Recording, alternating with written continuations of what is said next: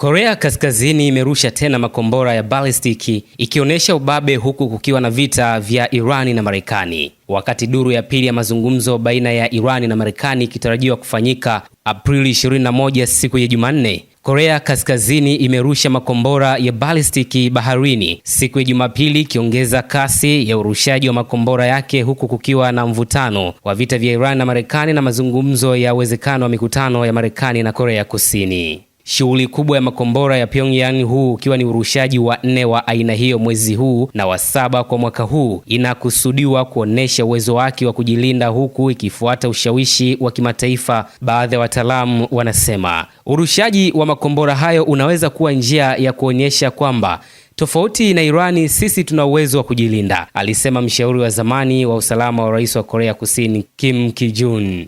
Pia inaonesha Kaskazini inatoa shinikizo mapema na kufanya onesho la nguvu kabla ya kujiingiza katika mazungumzo na Marekani na Korea Kusini, alisema. Korea Kaskazini na Korea Kusini wamekuwa na mvutano wa muda mrefu kuhusiana na ukaribu wao na mipaka yao, lakini pia uhasama wa kidiplomasia na kijeshi. Korea Kusini amehusishwa kuwa karibu zaidi na Marekani, ambaye Korea Kaskazini hataki ukaribu huo. Kulingana na Marekani, anaweza kusababisha hatari karibu na eneo la Kim Jong-un. Vita vya wiki 7 vya Marekani na Israeli dhidi ya Irani, ambavyo vina lengo moja la kudhibiti mpango wa nyuklia wa Teherani, vinaweza kuimarisha matamanio ya nyuklia ya Pyongyang, wataalamu na maafisa wa zamani wa Korea Kusini wamesema. Rais wa Marekani Donald Trump akijiandaa kwa mkutano wa kilele nchini China mwezi ujao na rais wa Korea Kusini Lee Jae-myung wameonesha nia mara kwa mara ya kufanya mazungumzo na kiongozi wa Korea Kaskazini Kim Jong-un, lakini hakuna mipango yoyote inayojulikana hadharani ya mikutano yoyote. Hivi karibuni Lee alielezea kusikitishwa kwake na Korea Kaskazini kwa uvamizi wa ndege zisizo na rubani drones kutoka kusini, jambo lililopelekea kupata sifa adimu kutoka Pyongyang.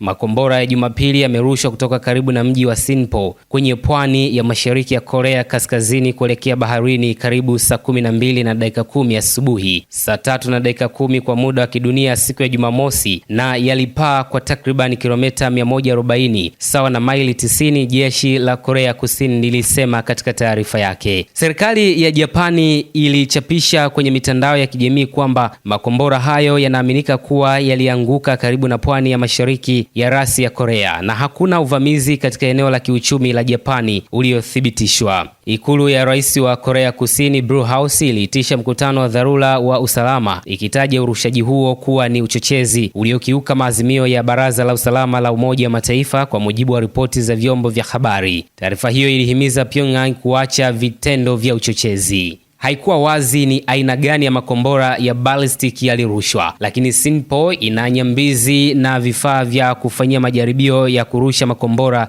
ya ballistic kutoka kwenye nyambizi. Mara ya mwisho Kaskazini ilirusha kombora la ballistic kutoka kwenye nyambizi ilikuwa Mei 2022 na lilipaa umbali wa kilomita 600 sawa na maili 370. Korea Kaskazini imepiga hatua nzito sana katika uwezo wake wa kutengeneza silaha za nyuklia, kukiwa na uwezekano wa kuongezwa kwa kituo kipya cha kurutubisha urani. Mkuu wa shirika la kimataifa la nishati la atomiki Rafael Grossi alisema Jumatano. Mwishoni mwa mwezi Machi, kiongozi wa Korea Kaskazini Kim Jong-un alisema hadhi ya Pyongyang kama taifa lenye silaha za nyuklia haiwezi kubadilishwa na kwamba kupanua kizuizi cha nyuklia cha kujilinda ni muhimu kwa usalama wa taifa.